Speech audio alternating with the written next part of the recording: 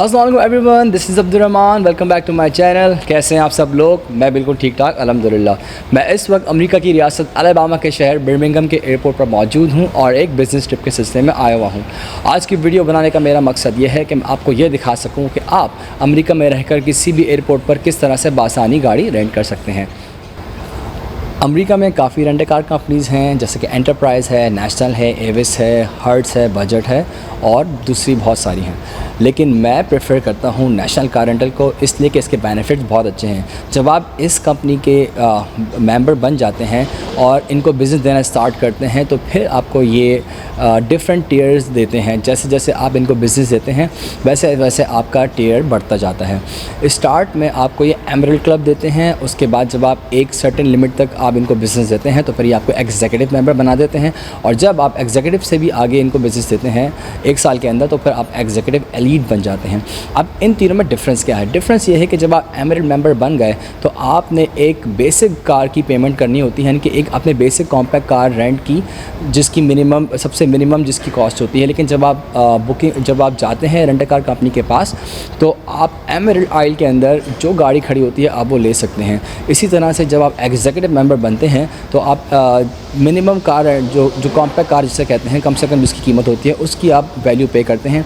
लेकिन आप जाते हैं एग्जीक्यूटिव आइल में और एग्जीक्यूटिव आइल में जो गाड़ी आपको अच्छी लगती है आप वो ले सकते हैं। एमरल्ड आइल और एग्जीक्यूटिव आइल का फ़र्क ये है कि एमरल्ड आइल में इतनी अच्छी गाड़ियाँ नहीं होती, लेकिन एग्जीक्यूटिव में काफ़ी अच्छी गाड़ियाँ होती हैं, और ये भी डिपेंड करता है कि आप कौन से एयरपोर्ट से रेंट कर रहे हैं। अक्सर ऐसा हुआ है कि अच्छे एयरपोर्ट पर जब मैं अपनी एग्जीक्यूटिव आइल में जाता हूं तो मैंने पे किया होता है छोटी गाड़ी की प्राइस, लेकिन मुझे एक बड़ी 7 सीटर SUV मिल जाती है। जैसे मिसाल के तौर पर मैंने $60 पर डे की गाड़ी बुक की, लेकिन जब मैं जाता हूं तो मुझे $200 पर डे तक की गाड़ी मिल जाती है। तो मैं एक फ्री अपग्रेड आसानी से ले लेता हूं और उसको एंजॉय करता हूं। तो इसलिए मुझे नेशनल कार रेंटल पसंद है।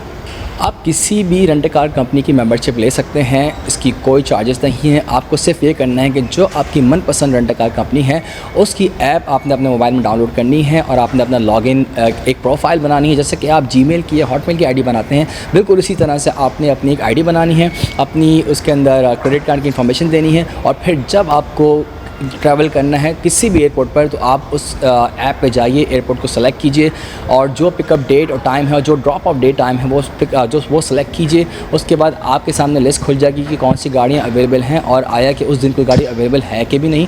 आप उसके बाद अपनी मनपसंद गाड़ी को सेलेक्ट कीजिए और फिर आपकी बुकिंग हो जाएगी।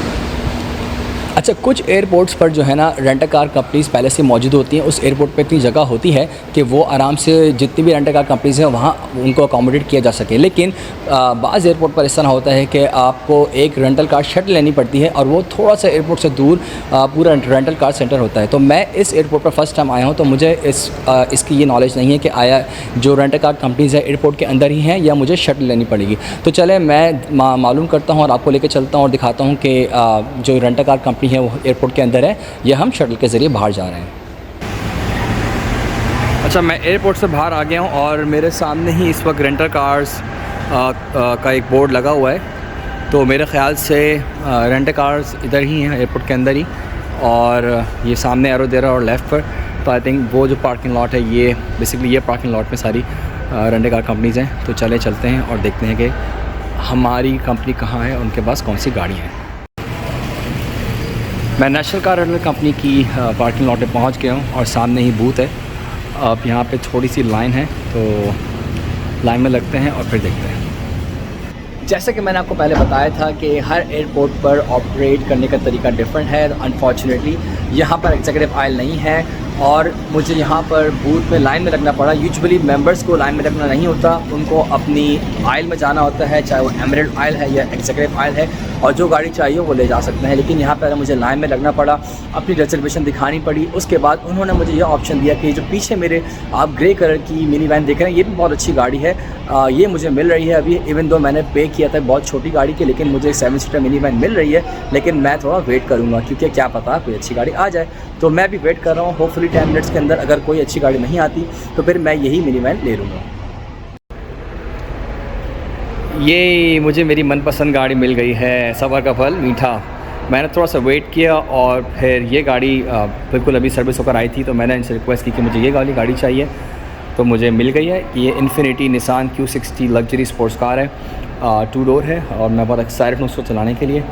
मैं आपको इसको अंदर से भी दिखाता हूँ।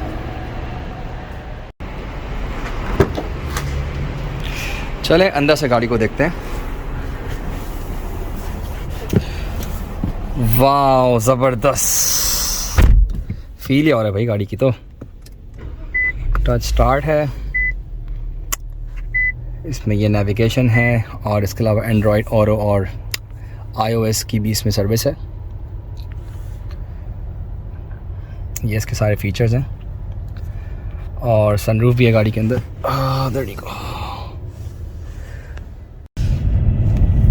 जैसा इस गाड़ी के बारे में आपको लग रहा था वैसे ही है, बिल्कुल स्पोर्ट्स कार है। और सबसे अच्छी बात यह कि इसके अंदर आप डिफरेंट ड्राइव मोड सेलेक्ट कर सकते हैं। पर्सनल है, स्पोर्ट्स है, स्टैंडर्ड है, इको है और स्नो मोड है। तो जो मोड आपने सेलेक्ट करना हो आप उसको सेलेक्ट कीजिए और फिर आपकी गाड़ी उसी तरह से चलेगी। तो आपने देखा कि किस तरह से मैंने अपनी मेंबरशिप को यूज़ करते हुए एक ऐसी गाड़ी जो प्राइस में ऑलमोस्ट डबल थी। मैंने जो इनिशियली गाड़ी बुक की थी वो $50 पर डे पर थी, लेकिन इसकी प्राइस $100 पर डे है। तो मेंबरशिप का यही फ़ायदा होता है कि आप मिनिमम पेमेंट करके बहुत अच्छी गाड़ी ड्राइव कर सकते हैं। अगर आपको आज की वीडियो अच्छी लगी हो तो मुझे ज़रूर बताइए। मेरी पूरी कोशिश यही होती है कि मैं अच्छा और इन्फॉर्मेटिव कंटेंट बनाऊं ताकि आप वीडियो को एंजॉय भी कर सकें और आपकी इन्फॉर्मेशन में इजाफा हो। अगर कोई फीडबैक देना हो, कोई रिव्यूज़ देना हो तो प्लीज़ ज़रूर दीजिए। नेक्स्ट वीडियो तक मिलते हैं। अल्लाह हाफ़िज़।